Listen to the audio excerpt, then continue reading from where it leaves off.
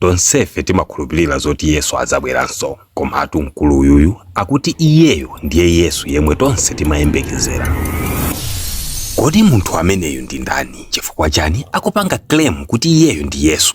Anthu kwawoko amati chani zokhuza mkuluyu? Ndine Dean Studios, ndabwera ndi zambiri mu video iyi. Dzina lake ndi Jesus Joseph Yesu. Ali ndi anthu osachepera 1 million omwe amamutsata mkuluyu.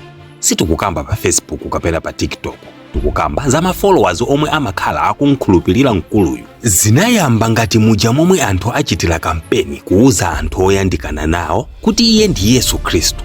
Iye ati anabadwira ku Bethlehem, koma Yudasi anamupereka kwa adani ndipo anapachikidwa pa mtanda, kenako ndikuuka kwa akufa nkuzanyamuka ulendo wakumwamba.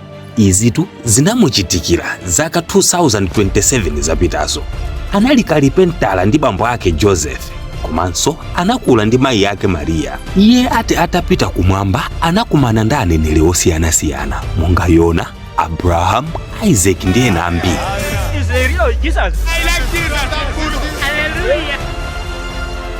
Ndipo watumizidwanso chaka chino monga malonjezo. Anthu omwe amamukhulupirira mkuluyu ati ndizoona kuti iyedi ndi Yesu, kamba kuti sanamuone kubadwa ndi kukula kwake muderalo.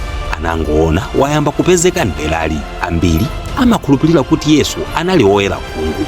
Iye ati izi nzaboza, chifukwa iye nthawi yoyamba yomwe iye anali pa dziko pano anali oderapo kwa masiku ambiri, ndipo panopa wabwera ali wakuda kamba kuti mishoni yake ndiyodzafikira ku Africa, dziko la akuda. Alibe banja ndipo alibe ana, ati sanakhuzepo mkazi aliyese pa dziko pano. Amafotokoza zomwe anaona kumwamba, ndipo ati pomwe ankafika pa dziko pano anachita kuperekezedwa ndi angelo.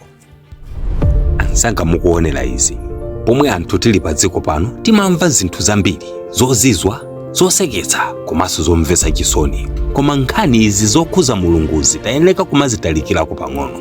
Palibe kuyipa kwakukulu ngati komunamizira bodza mulungu wakumwamba. Ndizoonadi Yesu azafika, koma kufika kwa Yesu kuli ndi malo omwe adzafikire, komanso mamishoni omwe akuzafikira. Osati uzabwera kukudya nsima ndi matenda. Mulungu akhululukire yense yemwe akumanamizira bodza mulungu pomati watuma iye kufika ku dziko lino kumadzachiza anthu, kumadzapanga mamiracles abodza, kuwamwesa anthu madzi akumidima ndi kupereka miyayi kwa anthu. Dziwani kuti ntchito iyi ndi yayekhayo analenga kumwamba ndi dziko lino lapansi, komanso zamoyo zonse.